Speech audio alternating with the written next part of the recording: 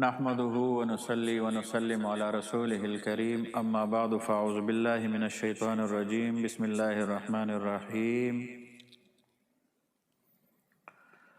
حضرت ابو بکر رضی اللہ تعالیٰ عنہ کہتے ہیں کہ حضور صلی اللہ علیہ وسلم نے ایک مرتبہ ارشاد فرمایا،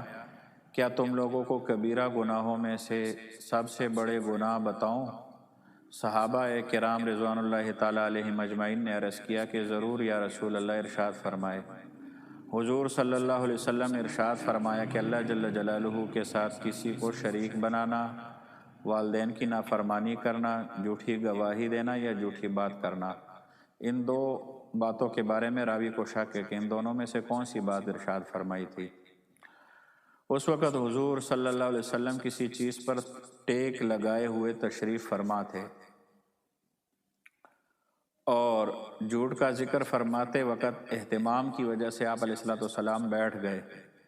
اور بار بار فرماتے رہے، حتیٰ کہ ہم لوگ یہ تمنا کرنے لگے کہ کاش اب حضور سکوت فرما دے، خاموشی اختیار فرما لے، بار بار ارشاد نہ فرمائیں۔ اس کی کیا وجہ ہے کہ صحابہ نے یہ تمنا کی؟ تو ایک تو اس عشق اور محبت کی وجہ سے جو صحابہ کرام کو حضور علیہ السلام سے تھی کہ حضور کو بار بار فرمانے پر تکلیف ہوگی، تھکاوٹ ہوگی، اور ہم لوگوں کے لیے ایک بار فرمانا بھی کیا ہے، وہ کافی ہے۔ اور ممکن ہے کہ اس خوف کی وجہ سے ہو کہ حضور اقدس صلی اللہ علیہ وسلم پر ناراضگی اور غصے کے آثار ہو، اور یہ بھی ممکن ہے کہ اس خطرہ کی وجہ سے ہو کہ کہیں ایسا نہ ہو کہ حضور کوئی ایسا لفظ ارشاد فرماویں کہ جو امت کے لیے باعث خسران، باعث نقصان بن جائے۔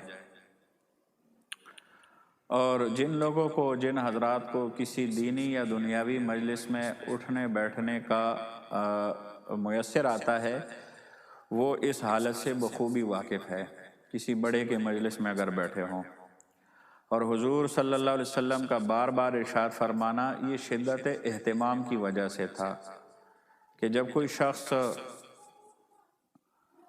کہ جھوٹ کی وجہ سے آدمی جو ہے زنا، قتل اور بہت سے گناہوں میں مبتلا ہو جاتا ہے، حضور صلی اللہ علیہ وسلم کا ارشاد ہے کہ جب کوئی شخص جھوٹ بولتا ہے تو فرشتے اس کے منہ کی بدبو کی وجہ سے 1 میل دور چلے جاتے ہیں۔ حضور صلی اللہ علیہ وسلم کا ارشاد ہے کہ مومن جھوٹا نہیں ہو سکتا۔ حضرت سیدنا صدیق اکبر رضی اللہ تعالیٰ عنہ فرماتے ہیں کہ اپنے آپ کو جھوٹ سے بچاؤ کہ جھوٹ ایمان سے دور رہتا ہے۔ اس حدیث شریف میں گناہ کبیرہ کا ذکر ہے۔ شریعت میں گناہ 2 طرح کے ہوتے ہیں، ایک صغیرہ گناہ ہے، ایک کبیرہ گناہ ہے۔ چھوٹے گناہ جو ہے وضو سے، نماز سے، روزہ سے، حج وغیرہ سے، نیک اعمال سے معاف ہو جاتے ہیں۔ اس پر بھی مستقل میری چند ویڈیوز ہے جس میں یہ ہے کہ وضو کے ذریعے گناہوں کا معاف ہونا، نیک اعمال کے ذریعے گناہوں کا معاف ہونا، وہ ہے۔ اسی طرح دوسرے کبیرہ گناہ ہوتے ہیں، بڑے گناہ کہلاتے ہیں، جن کے متعلق ضابطہ یہ ہے کہ بغیر توبہ کے وہ گناہ معاف نہیں ہوتے۔ البتہ اللہ جل جلالہ اپنا فضل فرما کر معاف فرما دے تو یہ ایک دوسری وجہ ہوگی، یہ امر آخر ہے، ورنہ ضابطہ اور آئین اور قانون یہی ہے کہ وہ توبہ کے بغیر معاف نہیں ہوتے۔ اس میں بھی علماء کا پھر اختلاف ہے کہ کبیرہ گناہ کتنے ہیں اور کون کون سے ہیں۔ کسی نے 400 گنوائے، کسی نے 460 گنوائے، بہرحال مختلف ہے، جس میں سے چند ایک ذکر کرنا وہ مناسب ہے کہ ہم ذکر کر دیں۔ کسی کا ناحق قتل کرنا، زنا کرنا، اغلام بازی کرنا، شراب پینا، چوری کرنا، کسی پر تہمت لگانا، سچی گواہی کا چھپانا، جھوٹی قسم کھانا، کسی کا مال چھین لینا، بلا عذر کفار کے مقابلے سے بھاگنا، سودی معاملہ کرنا، یتیم کا مال کھانا، رشوت لینا، اصول یعنی والدین وغیرہ کی نافرمانی کرنا، قطع رحمی کرنا یعنی رشتہ داروں کے ساتھ ان سے تعلق ختم کرنا، جھوٹی حدیث بیان کرنا، رمضان کا روزہ توڑ دینا، ناپ تول میں کمی کرنا،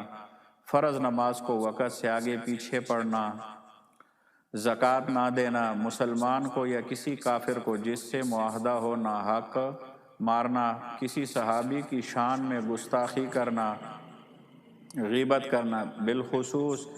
کسی عالم کی یا حافظ قرآن کی غیبت کرنا، کسی ظالم سے چغلی کھانا، دیوس پن کرنا یعنی اپنی بیوی، بیٹی وغیرہ کے ساتھ کسی کے فحش تعلق کو گوارا کرنا، الیاذ باللہ، اللہ ہم سب کو بچائے۔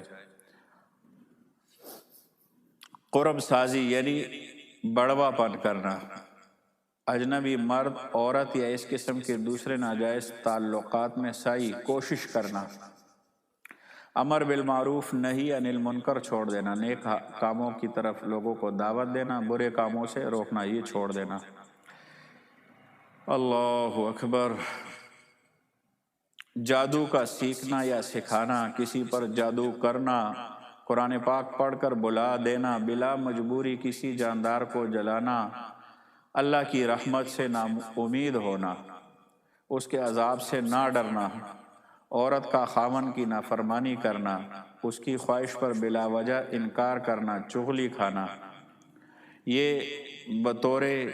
نمونہ کے چند یعنی بڑے بڑے گناہ وہ ہم نے گنوا دیے ہیں، ورنہ تو اس طرح بے شمار کبیرہ گناہ ہے، وہ علماء سے پوچھ لینے چاہیے۔ اس کے علاوہ معاملات کے ہے اور بہت ساری چیزوں کے یعنی کبیرہ گناہ ہے، پوری شریعت میں یعنی ہر باب کے الگ الگ کبیرہ گناہ وہ بیان کیے گئے ہیں۔ اللہ ہم سب کو کبیرہ گناہوں سے